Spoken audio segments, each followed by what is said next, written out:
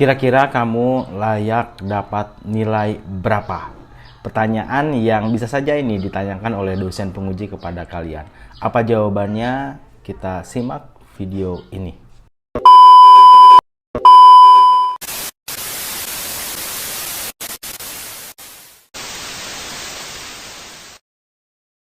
Assalamualaikum warahmatullahi wabarakatuh. Kembali lagi di channel Skripsi Bisa. Bagi kalian yang belum subscribe channel ini, silahkan di subscribe terlebih dahulu agar kalian bisa mendapatkan video-video terupdate yang tentunya ini bermanfaat sekali bagi kalian, khususnya bagi mahasiswa. Nah, terkadang saya membuat sebuah konten ini berdasarkan apa yang saya alami. Ini saya buat karena memang barusan saja sudah dilaksanakan sidang skripsi dan kemudian saya menjadi pendamping ya, pembimbing dari mahasiswa yang sidang skripsi ini, dan ada pertanyaan dosen penguji yang menanyakan, kamu layak dapat nilai berapa? Nah, seperti itu. Sehingga saya coba buat satu konten untuk menjawab pertanyaan semacam ini ya. Bisa saja nih akan terjadi kepada kalian, ditanyakan kamu layak dapat nilai berapa. Kalau saya lihat ya, pertanyaan ini bisa saja pertanyaan yang bisa membuat dosen kita ini merasa merasa bad mood saat mendengar jawaban kita. Misalnya nih ya, ketika ditanyakan pertanyaan seperti itu lalu kita jawab dengan optimisme tinggi. Misalnya, saya yakin nilai saya A. Sementara penguji ini menilai itu di bawah nilai A. Nah, bisa saja itu terjadi dan akan membuat mood dosen penguji menjadi kurang baik. Nah, maka dari itu harus disiasati jawaban seperti apa yang kiranya baik ya. Kemudian ini pun pertanyaan untuk mengetes apakah kita memang menyadari kesalahan-kesalahan kita, apakah kita tahu kesalahan-kesalahan kita sehingga kita tidak terlalu mematok ya nilai yang menurut kita tinggi bagi kita.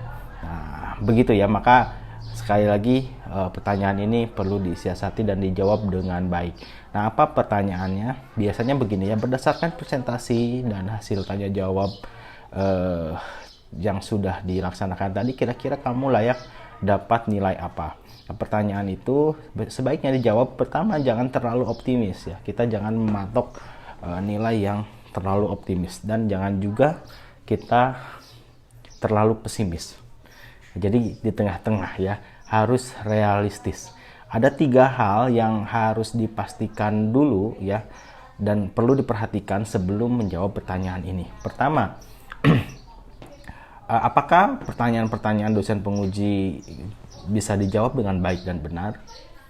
Ya, kita harus menilai diri sendiri dulu nih ya. Yang kedua, apakah ada kesalahan-kesalahan di penulisan skripsi kita yang dikoreksi oleh dosen penguji? Dan selanjutnya adalah ketertarikan dosen penguji saat kita melakukan presentasi. Nah, perhatikan dulu 3 hal tersebut. Kalau kita merasa bahwa pertanyaannya dijawab dengan baik, terus dosen pun tidak ada hal yang diperdebatkan dengan jawaban-jawaban kita, kemudian kesalahan-kesalahannya kecil, lalu ada ketertarikan dari dosen penguji, selanjutnya kita tentukan nilai yang realistis dan wajar ya. Ingat, jangan terlalu optimis, jangan terlalu pesimis ya. Sebetulnya kriteria penilaian itu ada ya dari penguji, itu dari mulai presentasi, terus isi skripsi, keterkaitan antar latar belakang gitu ya, keterkaitan antar bab di skripsi kita itu ada. Tapi memang ketika ditanya pertanyaan itu, jawablah dengan wajar dan realistis. Setelah mempertimbangkan 3 hal yang tadi saya sebutkan, jawab pertanyaan berapa banyak pertanyaan yang bisa kita jawab, kemudian berapa banyak kesalahan dalam skripsi yang dikoreksi penguji, selanjutnya adalah ketertarikan penguji. Nah, kita bisa jawab misalnya gini, saya merasa sudah optimal dalam melakukan sidang skripsi ini, jadi saya yakin nilai saya B+, misalnya begitu ya. tetapi sudah mempertimbangkan 3 hal yang tadi. Jangan sampai kita terlalu optimis. Saya yakin nilainya A. Saya percaya bahwa Bapak Ibu akan memberikan nilai saya A. Nah, itu jawaban-jawaban yang salah. Ya, jawablah dengan wajar dan realistis. Patok pada, kalau bisa ya patok kepada hal yang standar, yang kita rasa sudah baik gitu ya. Dan jangan terlalu pesimis juga. Saya gak yakin gak lulus Bu gitu kan ya. Jangan seperti itu juga. Nah, maka ketika memang kita apa ya, bukan untuk menyombongkan ya, tapi kita merendah, tetapi kita masih tahu batasan, itu dinilai kita akan tahu diri dan kita tahu kesalahannya apa, sehingga jawaban kita ini tidak membuat bad mood para penguji ya, meskipun memang nilainya sudah ada oleh para penguji, tapi ketika ditanyakan pertanyaan semacam itu ya mau gak mau kita harus jawab, karena dosen penguji pun ingin tahu seberapa banyak ya,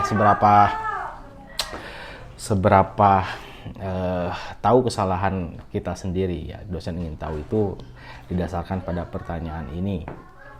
Mudah-mudahan ini bermanfaat ya. Kalaupun misalnya ada sesuatu hal yang saya rasa harus saya share, saya akan share lagi di channel ini. Maka dari itu jangan lupa di subscribe, di share kepada teman-teman yang lainnya.